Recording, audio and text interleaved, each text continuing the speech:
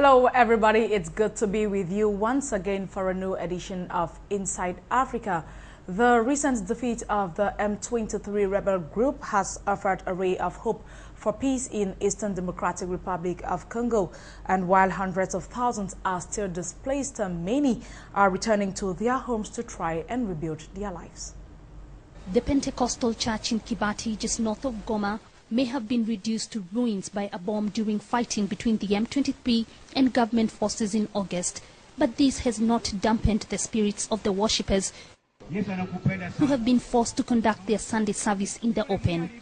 Their faith remains, faith that they can slowly rebuild a new church and their lives following the end of the fighting weeks ago. Most of them returned to their homes recently, having fled the conflict that shook this part of the East for the last 1 year. Nyandori Kanani is one of them.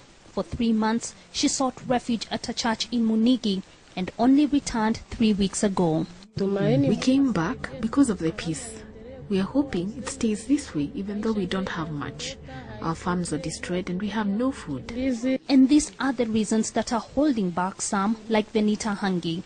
She's been living in a church for the last 8 months. Her home was completely destroyed and her 2 children are still missing.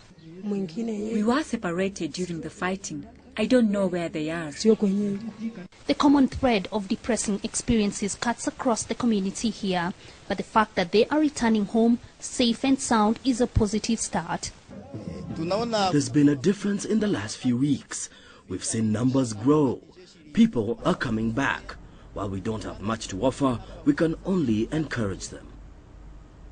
Now, the World Health Organization, WHO, has ranked Somalia as one of the countries with the highest mortality rates in the world. The government is now putting the country's health services at the top of its agenda. Years of conflicts had adverse effects on Somalia's health sector. The World Health Organization had put Somalia as one of the countries with the highest maternal mortality rates in the world. Around 1 in every 5 Somali children die before they turn 5 due to preventable diseases. Child mortality rate in Somalia is the 2nd highest in the world. And that means an estimated 18 children out of every 100 die before the 5th birthday. And vaccine-preventable diseases remain major killers of the children of Somalia. 25% of Somali children succumb to pneumonia every year, making the respiratory infection one of the major diseases in Somalia. In Somalia, 25% of our children die due to pneumonia. Pneumonia is the #1 killer of Somali children. A further 19% of our children die because of diarrhea. 12% die due to measles. A recent polio outbreak in the country affected about 100 children. And in August, the medical charity organization Medicine Sans Frontiers pulled out of Somalia, raising fears about provision of medical care in the country. We continue to talk health and we move over now to Uganda, where of the 100 patients infected with both HIV and tuberculosis in WAKISO district, only 17 get cured of the TB. Some die, others never return, while others develop multi-drug resistant tuberculosis, putting other people at risk. This is according to a report by the international community of women living with HIV and AIDS. She got to know that she was HIV positive in 1997 as she was being diagnosed with TB. Her name is Ruth Namigade and she's 42 years old. Ruth was faithful in taking her medication, so much so that she was cured of the multi-drug resistant TB she had gotten because her immunity was low.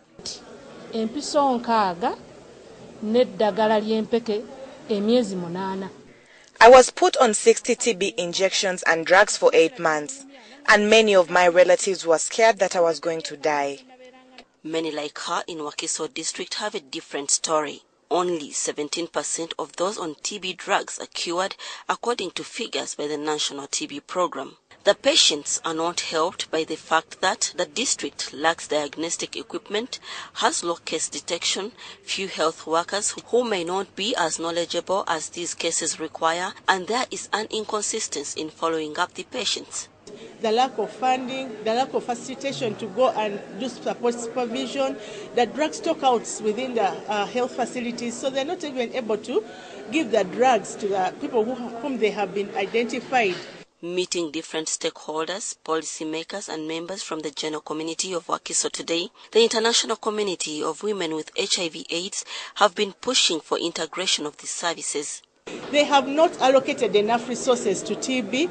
They have not allocated enough resources to ensure that the program is running effectively. The district chairperson, Matia Rangabwanika, says that many health systems in WAKISO are wanting. Government has failed even to provide us uniform for health practitioners. And that's why you see quack medical practitioners in the field. WAKISO is one of the fast-growing districts with a population of over 1.2 at a risk of catching TB from those who are not treated. Now, cases of infections and deaths from cholera outbreak in Nigeria are on the rise and are rapidly spreading into 12 states of the country. The latest outbreak of the disease was first recorded in mid-October. So far, the death toll is up to 100. This week, a cholera outbreak in Nigeria's central North Benue state has claimed 30 more lives. The epidemic is reported to have caused more than 100 deaths in the country. The latest infection struck Zamfara state, where residents began drinking water directly from the streams and untreated wells, after a main water pipeline was forced to shut down. The disease has now spread into southern states within a few weeks as a result of poor hygiene. Take, for instance, the culture of dumping of refuse in drains, for instance. For a lot of the people, they don't appreciate that the tonnage of refuse that goes into the drains, even in some of the streams or tributaries of rivers around Lagos, is a major health hazard. As the nation's population and poor sanitation continues to grow, Nigeria remains vulnerable to further cholera outbreaks. Following the outbreak, the health minister has asked all federal health facilities in the country to provide free services to cholera patients.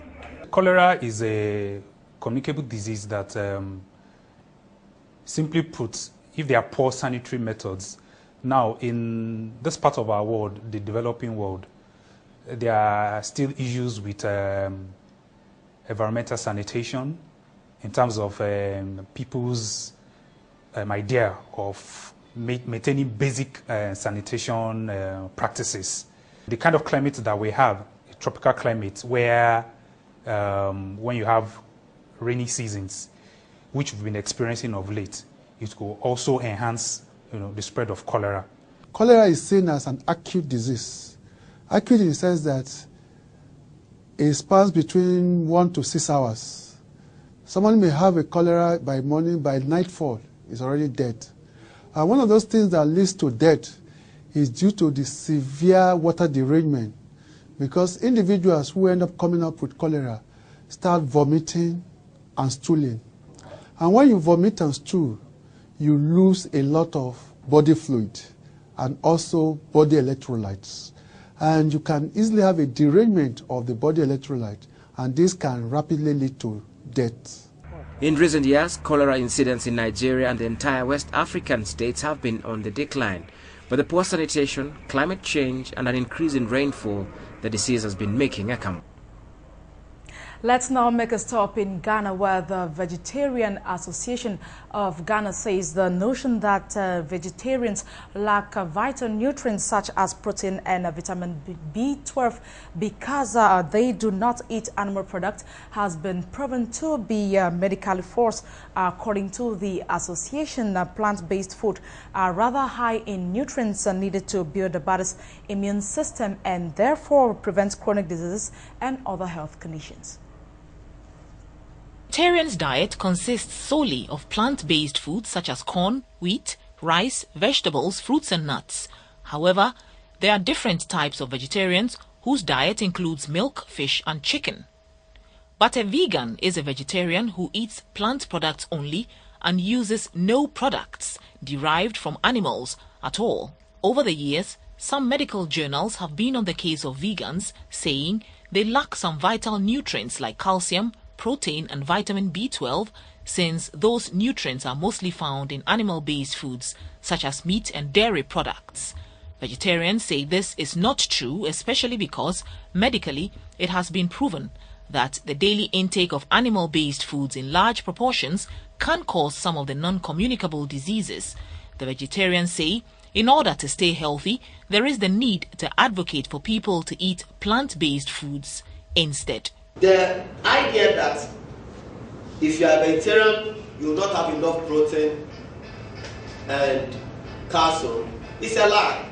Bananas have 5% protein. Watermelon, oranges, and brown rice contain 8% protein. Carrots contain 10%. Cashews, 12%. Our calcium requirements are adequately met when we eat a lot of fruits and vegetables. A vegetarian, Mr. Ben Ori, said vegetarians should not just eat any plant-based food, but the organic ones. The vegetarian definitely stands a chance of getting sick if you're eating plants that's been sprayed with chemicals of any sort. That's why the push is to get or eat organic vegetables as often as possible, as frequently as possible. Even vegetables that are not necessarily labeled organic, but are grown safely in the villages where they don't use pesticides, because those insecticides and those other chemicals that cause us problems. Over the next 2 days, members of the Vegetarian Association of Ghana will deliberate on how to promote vegetarianism in the country. And come next year, Ghana will host the 42nd World Veggie Fest. For about 7 years now, the Angelic Church of Egypt has been organizing an event called Eshe Basa, or Calculated Right. It is an annual event in the country that uses extreme sports to teach the youth matters about good behavior and keep away from bad habits, including drug abuse. Extreme motorcycles, skateboarding and strength games all are unusual sports for most Egyptians. But this show has more to offer than just entertainment. The society in general, and particularly the youth, no longer like the traditional way of advice, and we understand this well. So we have learned to communicate with the youth in the way they like and understand better. Every year, the Angelic Church in Egypt organizes this event, breaking all boundaries of traditional preaching. As part of the activities, they engage the audience and use the event to deliver particular messages through the performers, some of which are religious, but the tickets are open for everyone. Through this form of entertainment, we want the Egyptian society in general to learn how to develop themselves and see how they can be of benefit to the entire society, whether Christians or any other Egyptians. This Kung Fu master came from Brazil to give the audience a unique experience. He was a foster child. When he was 10 years, he started using drugs. He later grew into a gangster and led this kind of life for 13 years before he found salvation. The message I have for everyone is that we all face prisons in our lives, whether it's drugs or not. And each of us has the ability to change all that. For me, it was through sports.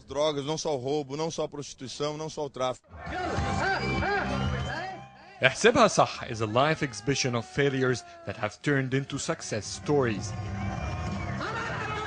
The audience also gets to go through challenges, encouraging them to start facing their fears right away. At the end of the day, they all gather in a stadium to spend some time praying and singing. Away from Egypt, environmentalists in Kenya have warned that the Yala wetland is on its deathbed as a result of harmful human activities. They say water levels at Lake Kanyamboli have receded remarkably, calling for a swift intervention. Conservationists now fear that the whole lake will be gone in 10 years' time, same to the rare Sitantunga antelopes. It is early morning and here at Bao Odar Beach on Lake Bob in the county of Siaya, there is some ongoing activity. Inshore, a boat docks with a handful of fishermen, while onshore, a group of women prepare fish. Never mind that nearly all the fishes caught here are undersized. Less than 10 kilometers away, another water body. This is Lake Kanyaboli, the second largest oxbow lake in Africa. Here too a woman washes what appears to be underage tilapia. In these waters, illegal fishing is a common practice, and now, coupled with a host of other harmful human activities, such as papyrus burning, draining of water to reclaim land for farming, poaching of the rare Sitatunga antelopes and other malpractices, the existence of the Yala swamp wetland is threatened.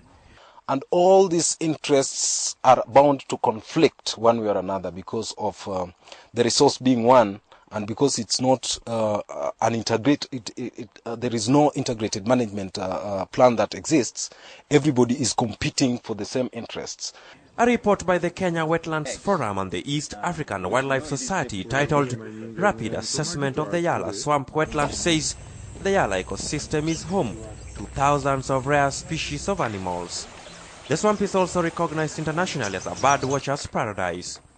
It is for these reasons that Lake Kanyaboli and its surroundings were gazetted as a national reserve in order to protect its biodiversity. It is important for our community and our county government of Siaya to put proper measures into place to make sure that Yala Swamp is conserved. Well, we've also carried out a number of activities within the wetland that are empowered or that are aimed at empowering the community to have a different perspective, in the sense that they can see the importance of sustainably using that particular ecosystem. And though an international developer has leased thousands of hectares of reclaimed land in the swamp to grow rice, the ventures over the years attracted stiff opposition from environmentalists and a section of the communities living adjacent to the swamp. The swamp is endangered in the sense that soon it's going to, the depletion of the swamp is going to sort of occur. We are looking at how to sustainably use this particular ecosystem, how both the society, the ecosystem, or the society living within the ecosystem can sustainably use this particular ecosystem.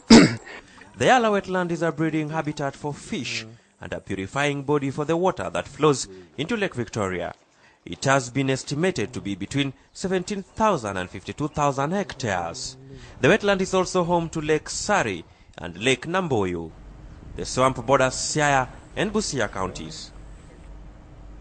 Still in Kenya, traffic in Nairobi's central business district has for many years remained a nightmare for many road users, but that could soon be a thing of the past if the Nairobi County government and its partners complete the setting up of a new traffic regulation system.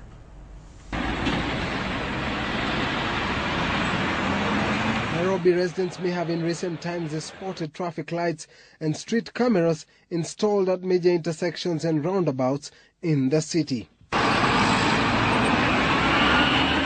Part of a new initiative by the county government to deal with an age-old problem.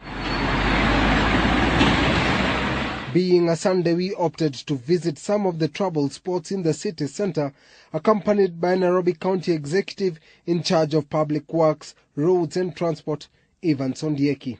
You can see this is Ronald Ngara Road. We can't move for the last 30 minutes and it is packed. And not that there is traffic. It is only that some few drivers have decided to block the road until they fill their buses. And the bus is not one. The buses are more than 10. It is a picture that is replicated right across the CBD. At Ronald Ngala Street, buses occupy both lanes, making it near impossible for motorists to operate. What Ondieki says is unsustainable in the long term. There is no option. We don't have an option. This we must change. If anybody wants to do business with us, then they have to do it in another manner. It took us a while. However, we eventually managed to trace traffic police officers, mandated to cover the Sunday beat and undo the madness that is Sunday traffic. And though numerous efforts by past administrations have been launched, little has been achieved in the way of discipline. Let me tell you, Nairobians are responsible people. It's only that some people pretend to be having an attitude or a selective amnesia. they have forgotten, because Michuki was a good minister, may he rest in peace. He enforced the traffic rules to the letter, and it worked. We are going to be strict on enforcement because now we have the cameras. If our officers are going to be compromised, we will be able to know, and we'll deal with them firmly. The traffic control and decongestion programs in its first phase has seen cameras set up in the CBD at a cost of 490 million shillings. Funded by the central government, the county government and the European Union alongside other partners, the project seeks to ease the flow of traffic. A second and third phase will see the system extended to surrounding city estates, with the data collected used in pursuing prosecutions. For Nairobi residents, the system spells good fortune. Once it is complete, the traffic lights will allow motorists to move from Westlands to the Nyayo Stadium roundabout in under 2 minutes. The 5 seconds are distributed on 20 seconds for each corridor in the junction. And it is synchronized such that that can be the case from Westlands to Nyayo Stadium. So that if the lights are green, then they are all green up to Nyayo Stadium. The system, that is in its last stages of installation, is expected to be up and running in the first week of December. The system, once complete, will be used in crime prevention, as data collected includes general street views, with a 24-hour surveillance system supported by a Metropolitan Police Force who are currently undergoing training. In other news now, as Seychelles government hopes its fishing industry may be the future growth engine for its economy, but challenges ranging from dwindling fish stocks to climate change and piracy pose a significant threat.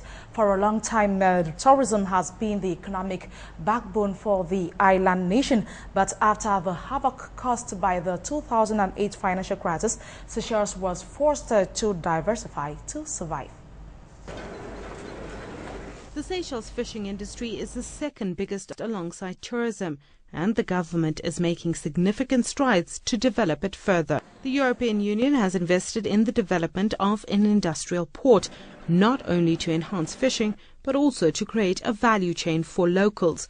Most fishermen in the Seychelles are around the age of 50. The government now wants more youngsters to get involved.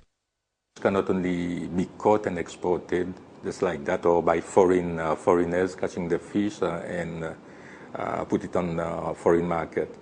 We want our own people to get involved, and of course for the benefit of the economy, so that they process also.